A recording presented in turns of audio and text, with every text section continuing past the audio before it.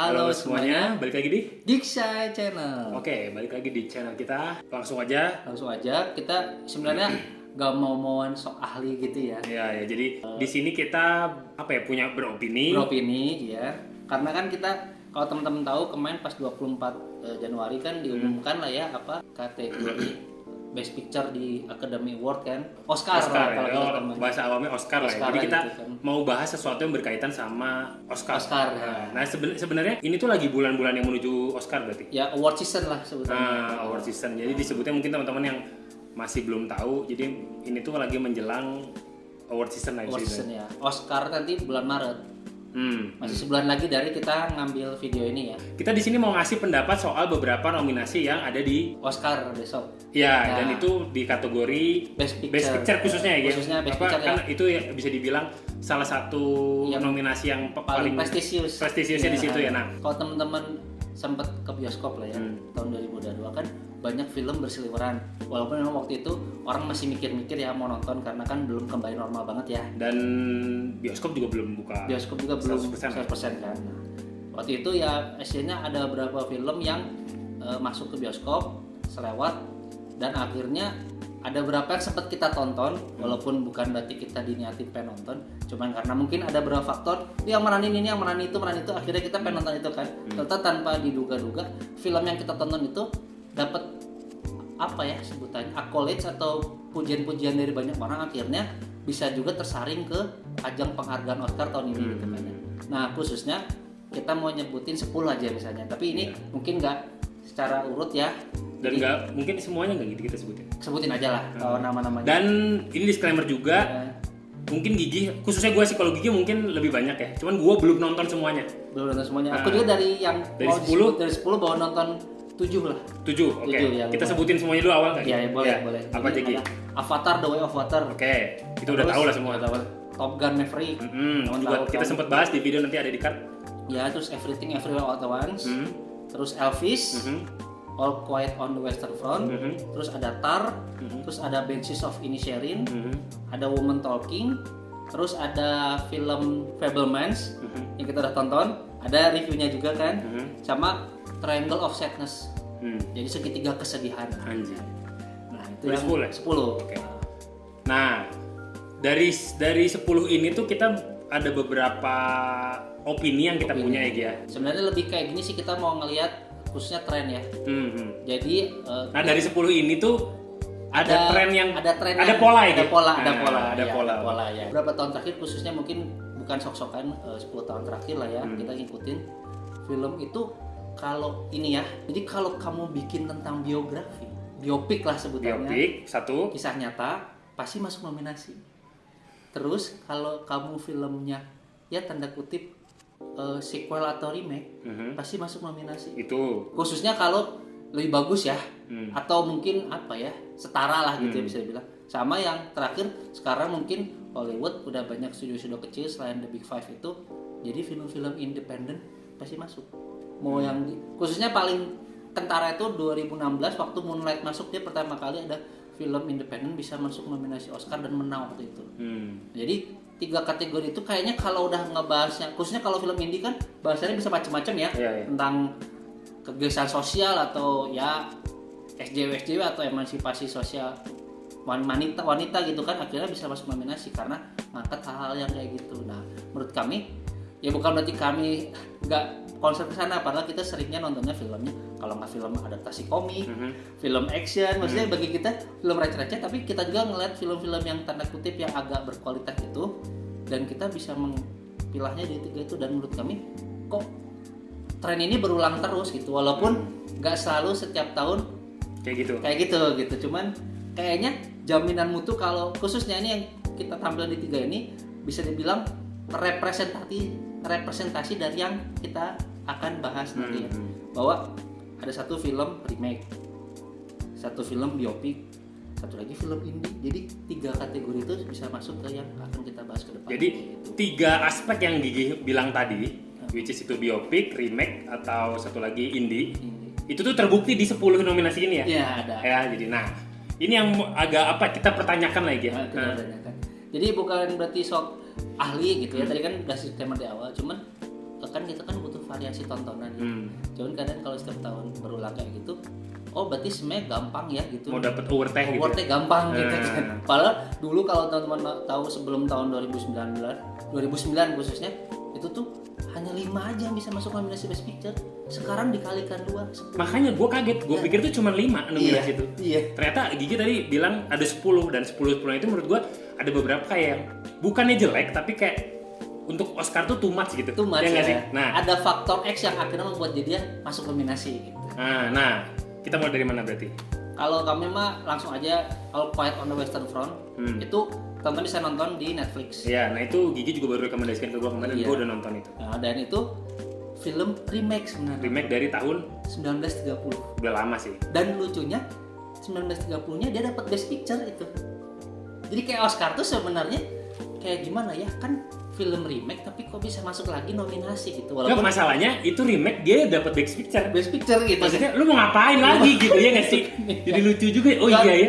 Cuman mungkin 92 tahun berselang mungkin teknologinya meningkat, secara penyutradaraan beda gitu kan. Dan ini khususnya aku suka ini mah jadi pakai bahasa internasional, jadi pakai bahasa Jerman kan. Jadi biar lebih real kali. Soalnya pas tahun 1930 kisahnya mirip cuman pakai bahasa Inggris jadi kayak asa kurang tapi zaman dulu mungkin nggak masalah, penting ceritanya tersampaikan. Karena ini mungkin sekarang Netflix kerjasama dengan perfilman Jerman, sekalian aja bikin film ini All Quiet on the Western Front yang mana memang kisah tentang Perang Dunia I dari sudut pandang Jerman, jadi lebih otentik gitu. Sinopsisnya kurang lebih gitu ya, tentang sudut pandang apa tuh Perang Dunia Pertama dari sudut pandang Jerman. Yang which is itu momennya hampir bersamaan dengan kalau teman-teman tahu film 3 tahun sebelum ini 1917. 1917 ya, nah itu jadi kayak sudut pandang lain lah. Teman-teman bisa nonton itu. Ya itu yang dipertanyakan sebenarnya itu ya tadi. Kenapa bisa film remake masuk gitu? Itu kata saya. Apakah yang dulu salah ngasih penghargaan? Kan gitu lagi gitu ya. Agak aneh juga sih. Kayak misalkan bayangin lu apa ya, Best Picture sepanjang masa apa ya? Misalkan tiba-tiba nih Forrest Gump bikin lagi. Kan aneh gitu. Apa yang lu harapin gitu? Lu pengen dapet Best Picture lagi apa gimana sih? Cuma mungkin waktu itu kan mungkin Oscar masih Oscar yang kedua ya tahun 30 itu kan. Jadi kayak mungkin mereka wah sebenarnya mungkin kita dulu terlalu baik ya ngasih ke itu, mungkin ya kita kan nggak tahu. Terus udah lama juga kali orang udah lupa. Kan aneh juga. Kan aneh nggak itu menurut gue aneh sih. Mungkin lu nonton tahun 1930 sekarang udah nggak ada gitu kan. Iya sih bener-bener. Oh bener. Tapi kami menonton gitu jadi nggak bisa di. Nah ini anehnya gitu. Gigi punya lagi si anjing ini. Aneh banget anjing. Dan memang salah satu film anti war terbaik lah. Yang kategori kedua biopic. Nah ini saya paling gampang sih. Pokoknya kau bikin kisah tentang orang nyata, didramatisir pas nominasi. Dan tahun ini ada kayak gitu ya Elvis ya. Khususnya kalau spesifiknya tentang biografi musisi. Kalau teman-teman udah lihat dari 2018 sampai 2022 nah ini dari tahun sebelumnya ada pola lagi. Jadi paling terkenal kan memang yang mencuat yang bikin kaget-kaget kan 2018 yang Bohemian Rhapsody kan. Dan itu memang bagus dan akhirnya dapat aktor terbaik kan Rami Malek itu kan. Ya. Dia merankan Freddie Mercury. Terus akhirnya ada Rocketman tentang Elton John. Terus pernah ada tentang Get On Up tentang James Brown yang diperankan oleh almarhum Chadwick Boseman itu kan. Jadi pokoknya sekarang bikin film kayak gitu pasti masuk nominasi gitu. Kayak cheat-nya gitu ya. Kayak cheat lah kayak gitu.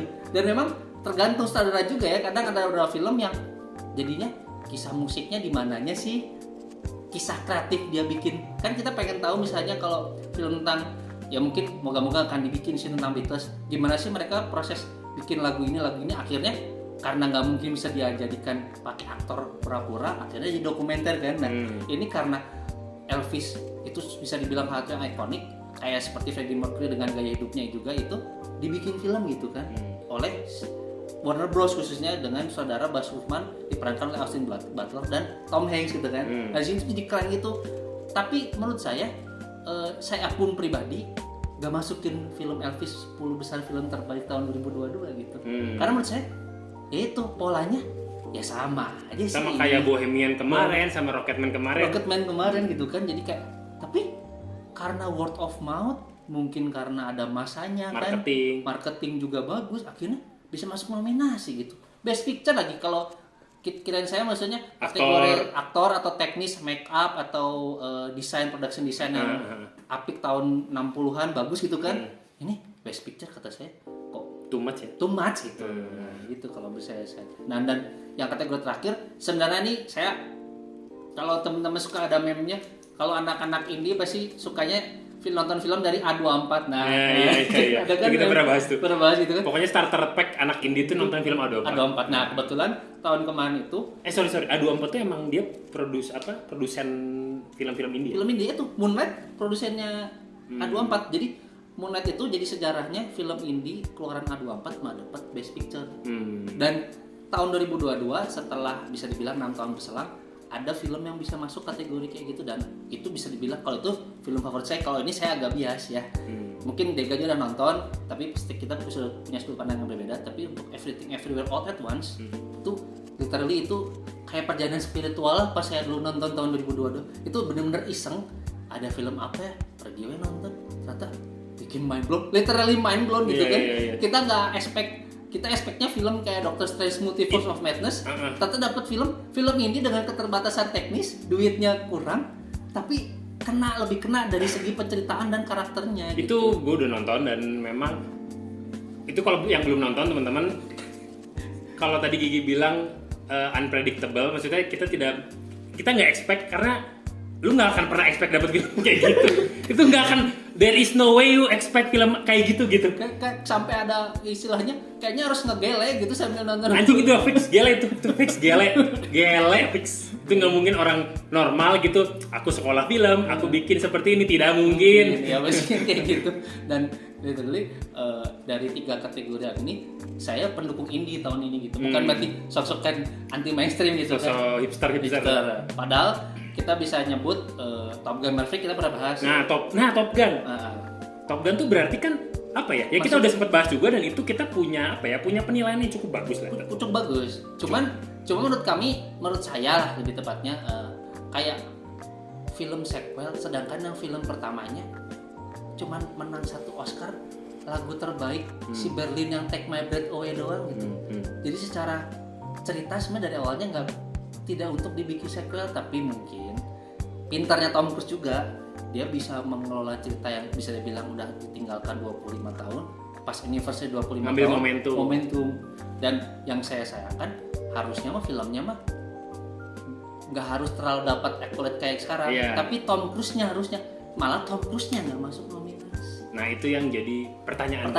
Dari situ kita sih bisa dibilang tetap optimis untuk Academy Award bulan Maret. Cuman kalau nanti ternyata pemenangnya nggak ada kejutan ya nggak kaget juga gitu. Apalagi yang menurut lo jadi pertanyaan? Nah kalau saya sih khususnya kemarin barusan nonton film ini Woman Talking judulnya. Nah kalau bagi saya sih sebenarnya ceritanya. Nah ini kategori ini nih. Ini nggak sih?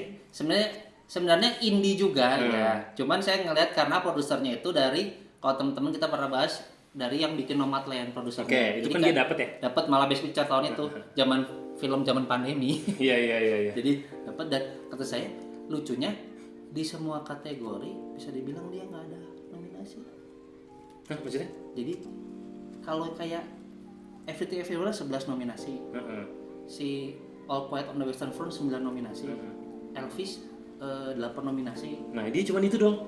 Cuman 2 kalau nggak salah. Salah satunya Best Picture. Jadi kayak agak jadi pertanyaan kayak gini, bukan filmnya jelek ya. Jadi kayak 9 1 lah gitu tambahin gitu. Kayak biar ada aja gitu. Kayak tempelan ya. Kayak tempelan, cuman dia kategori actingnya juga nggak masuk nominasi si pemerannya juga. Jadi kayak mungkinkah ini biar SJW itu seneng gitu kan. Dapat ada film perwakilannya gitu tentang emansipasi wanita gitu. Jadi di sini sih kalau kata saya sih ada beberapa film yang memang belum saya tonton jujur, jadi saya nggak bisa berkomentar. Tapi yang udah saya tonton 3 ini sih menurut saya yang bisa dibilang contender nanti buat di bulan Maret. Masalah nanti ada kejutan atau apa ya udahlah, expect the unexpected aja gitu. Iya, dan itu tadi sih maksudnya indie, kalau kita ngomongin indie jadinya tidak serta merta kalau udah indie tuh otomatis gitu.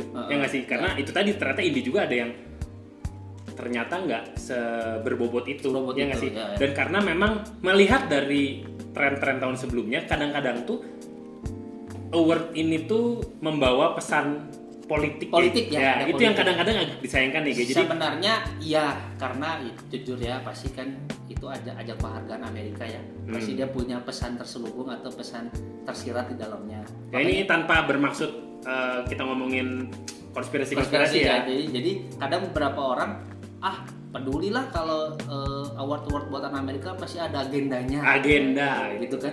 Makanya salah satu contohnya gitu.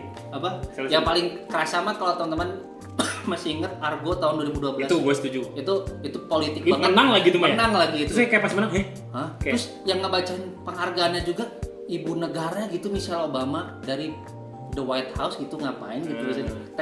Telecast gitu dari sana gitu, kayak lu teh mengamini bahwa filmnya teh bener-bener dari sudut pandang Amerika dikdaya gitu kan. Padahal mungkin nggak seperti itu ya, gitu kan. Jadi ada beberapa ya kita mau udah nggak bodoh lah gitu kan. Ya, itu pun jadinya apa ya? Jadi kita kaitkan dengan yang tadi woman talking ya. Jadi kayak sekarang memang lagi banyak pesan-pesan yang mau disampaikan tuh kayak sorry to say LGBT. Kita bukan nggak setuju ya. Nggak setuju sih. Cuman bukan yang homofobik ya, bukan. Terserah itu mah ya. Cuman ya udah gitu. Terus kayak ini jadi emansipasi. Terus kadang-kadang itu tadi soal politik negara. Terus kalau kan sekarang masalah rasial gitu. Rasial. Maksudnya kadang-kadang jadi too much ya gitu. Jadi too much ya. Iya. Padahal ada beberapa yang bisa dibilang ya ini mah Pride of Asia, ada film-film Asia yang menurut kami harusnya bisa punya dampak lebih gitu kan, kayak contohnya RRR gitu ya, yang di Netflix saya teman nonton film itu film India tapi cuma masuk nominasi best song gitu, satu aja gitu, dan tidak dapat blow up yang kayak gimana, padahal keren gitu filmnya. Sama ini mah sayang banget film Korea Decision to Live, itu saya bisa dibilang malah film favorit saya kedua tahun 2022, nggak masuk nominasi film internasional gitu, film bahasa asing gitu kan, malah ya bukan apa-apa film dari negara Eropa yang lebih new wave atau apa nyanyi-nyanyi gitu yang malah yang masuk, padahal ada beberapa hal yang mungkin muatan Asia tuh kena gitu kan, mungkin nggak akan terulang lagi seperti Parasite cuman maksudnya Parasite itu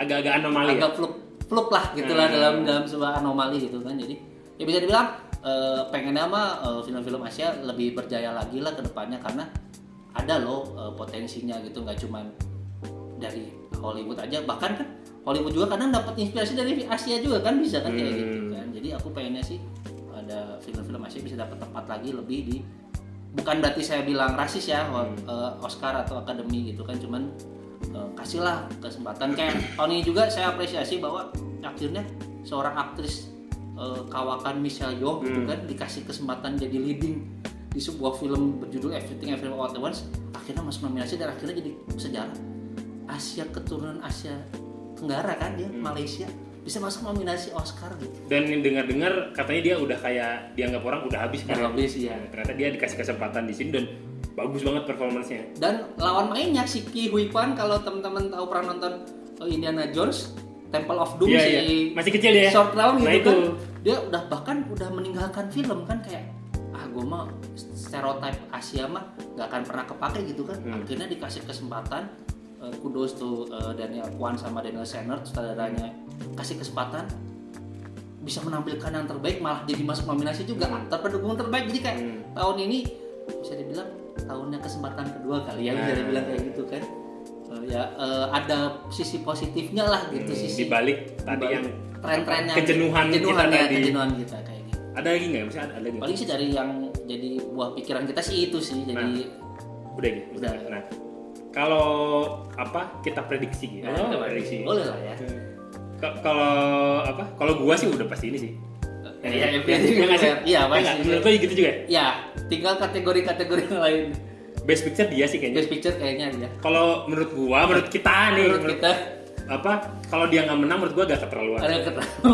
Lu apa sih gitu? Soalnya di ajang-ajang peragaan sebelum ini dia udah menang gitu Best Picture gitu kan.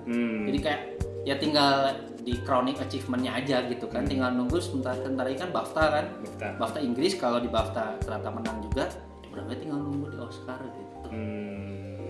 Itu sih kalau saya. Tapi untuk aktor terbaik agak susah nih. Soalnya Austin Butler kemarin menang di Golden Globe kayak dikasih gitu. Cuman, gitu. Ya kan Golden Globe lebih pop kan penghargaannya. Jadi kayak pokoknya selama lu biopik yang kontroversial gitu, lu pasti masuk nominasi. Orang yang jadi Elton John juga Rocketman menang kok si Edget Egerton kan, tapi dia nggak masuk nominasi Oscar. Nah, kayak gitu apa. Memang kalau Golden Globe sama Oscar beda bukan beda audiens lah. Iya, beda audiens. Baru gue bilang beda kasta tapi enggak. enggak. Jadi kadang Golden Globe tuh buat bercandaan aja lah kalau itu mah. Cuman moga-moga sih ya ini mah finger cross ya, moga-moga sih ya bisa lah dapet sesuatu lah. Apalagi dia nominasi paling banyak 11. Gitu.